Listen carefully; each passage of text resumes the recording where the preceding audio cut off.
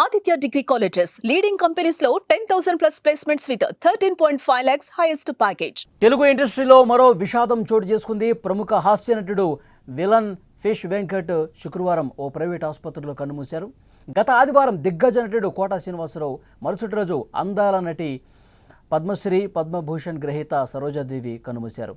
ఈ విషాదాల నుంచి ఇంకా ఇండస్ట్రీ కోలుకోకముందే ఫిష్ వెంకట్ కన్నుమూయటంతో సినీ ఇండస్ట్రీలో తీవ్ర విషాదం నెలకొంది.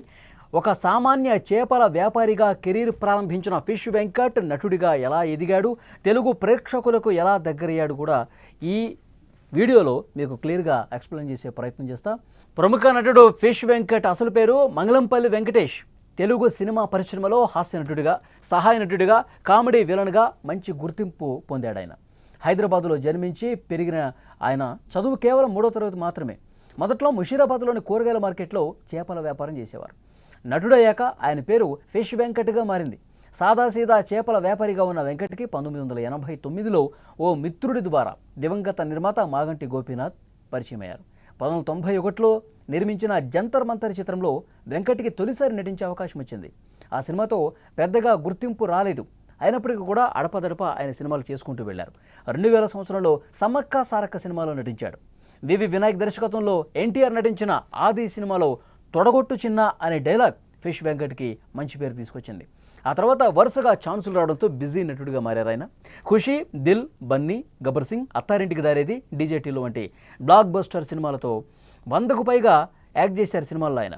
ఫిష్ వెంకట్ తనదైన కామెడీ మేనరిజం, తెలంగాణ యాసతో ప్రేక్షకులకు బాగా దగ్గరయ్యాడు.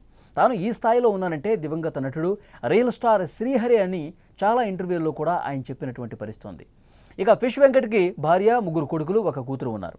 అయితే గత కొన్ని సంవత్సరాలుగా ఆయన పలు ఆరోగ్య సమస్యలతో ఇబ్బంది పడుతున్నారు. 4 ఏళ్ల క్రితం కాలికి గాయమైంది. రక్తపోటు, డయాబెటీస్ కూడా ఉండటంతో 2 కిడ్నీలు చెడిపోయాయి. డయాలసిస్ తీసుకుంటూ ఉన్నారు.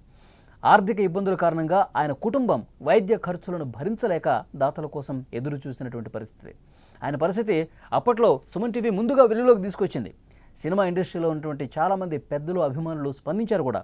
మెగాస్టార్ చిరంజీవి 2 లక్షలు, డిప్యూటీ సీఎం పవన్ కళ్యాణ్ గారు 2 లక్షలు, fishermen corporation chairman Sai Kumar వంటి వారు ఆర్థిక సాయం అందించారు. అయితే ఇంకా ఆర్థిక సాయం బాగా చేసుంటే గనక ఆయన బ్రతికి ఉండేవాళ్ళు. గత వారం క్రితం ఆయన ఆరోగ్య పరిస్థితి పూర్తిగా క్షీణించిందని చెప్పాలి. కుటుంబ సభ్యులు చందానగర్లోని ఒక ప్రైవేట్ ఆసుపత్రిలో జాయిన్ చేయించారు. ఈ క్రమంలో చికిత్స పొందుతూ గత రాత్రి ఆయన చనిపోయారు. ఆయన చివరి చిత్రం నరకాసుర. గత కొంతకాలంగా అనారోగ్యం కారణంగా సినిమా అవకాశాలు పూర్తిగా తగ్గిపోయాయి. ఒక్కటంటే ఒక్క సినిమా కూడా గత 2 సంవత్సరాల్లో చేయని పరిస్థితి.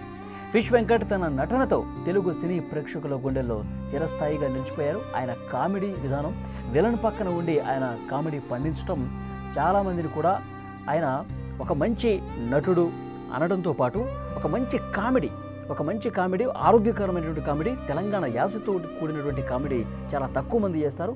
సో ఫిష్ వెంకట్ ఆ అరుదైనటువంటి ఘనతను కూడా సాధించాడు. ఎందుకంటే ఆయనకి చాలామంది అభిమానులు ఉన్నారు. ఆయన కామెడీని బాగా ఎంజాయ్ చేసే అభిమానులు ఉన్నారు. వాళ్ళందరూ కూడా సోషల్ మీడియా వేదికగా పోస్టులు పెడతా ఉన్నారు.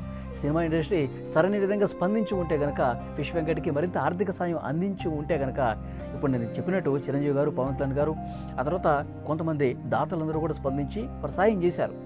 కానీ ఆయన ఆసుపత్రిలో వెంటిలేటర్ మీద ఉన్నప్పుడు ఇంకొంత వేరే ఇతర డైరెక్టర్స్ కావచ్చు, ప్రొడ్యూసర్స్ కావచ్చు, నటులు కావచ్చు, వారితో పనిచేసినటువంటి అనుబంధం ఉన్నవాళ్ళు కావచ్చు, అందరూ కూడా ఒక ఫండ్ రైజింగ్ చేసే డబ్బులు ఒక లంసమ్ అమౌంట్ కనుక ఆసుపత్రి చికిత్స కోసం ఇచ్చి ఉంటే కనుక ఆయన ఆరోగ్యం కొంత కుదుట పడేది అని కూడా చర్చ జరుగుతుంది. సోషల్ మీడియాలో ప్రస్తుతం వారి అభిమానులు ఈ విషయాన్ని పంచుకుంటూ ఉన్నారు.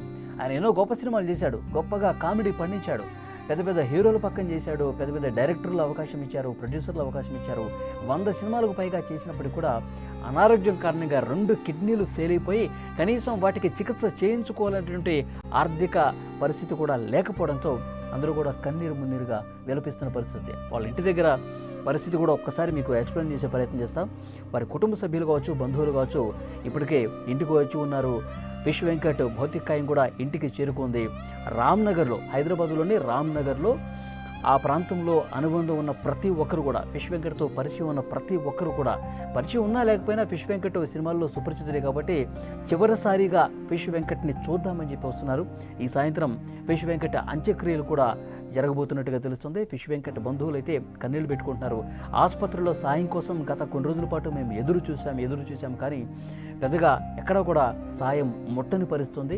ఆ కారణంగానే, ఎందుకంటే 2 కిడ్నీలకి వైద్య చికిత్స చేయించుకోలేనటువంటి ఆర్థిక పరిస్థితి లేనటువంటి సిచ్యువేషన్లో మేము ఉన్నాం. సాయం కోసం ఎదురు చూసాము కానీ ఎవరు కూడా పెద్దగా స్పందించలేదు. ఇక ఏమీ చేయలేని నిస్సహాయ స్థితిలో అదేవిధంగా ఆసుపత్రిలో ఉంచాం. ఈరోజు పూర్తిగా మమ్మల్ని వదిలేసి దూరంగా వెళ్ళిపోయాడని చెప్పి వారి కుటుంబ సభ్యులు, వాళ్ళ సొంత చెల్లెళ్ళు, వారి కుమార్తె అందరూ కూడా బాధపడుతున్నటువంటి పరిస్థితి ఉంది. ఫిష్ వెంకట్ ఇండస్ట్రీలో ఎన్ని మంచి సినిమాలు చేశారో మనం చూసాం. ఆయనకి ఎంత మంచి పేరు సంపాదించుకున్నాడో హాస్యాన్ని పండిస్తూ మనం చూసాం. వారి హాస్యాన్ని చూస్తూ కూడా నవ్వుకుంటూ ఎంజాయ్ చేసినటువంటి సన్నివేశాలు అనేక సినిమాల్లో పెద్ద పెద్ద హీరోలతో పాటు ఉన్నటివి కూడా మనం చూసాం. సో ఆయన కలిసి నటించినటువంటి హీరోలు కూడా ఎవరన్నా ఇంకా ముందుకొచ్చి సాయం చేస్తుంటే బాగుండేదని చెప్పి వారి అభిమానులు ఇప్పుడు సోషల్ మీడియాలో పంచుకుంటూ ఉన్నారు. ఎవరు సాయం చేయలేని వాళ్ళు ఇప్పుడు చనిపోయిన తర్వాత మాట్లాడుతుంటే ఇది అంత బాలేదని కూడా స్పందించేటువంటి అభిమానులు కూడా ఉన్నారు. సో ఏది వినప్పటికీ నష్టం అనేది జరిగిపోయింది. ఆయన ఆరోగ్యం పూర్తిగా క్షీణించింది. రాత్రి కన్నుమూసినటువంటి పరిస్థితి ఉంది.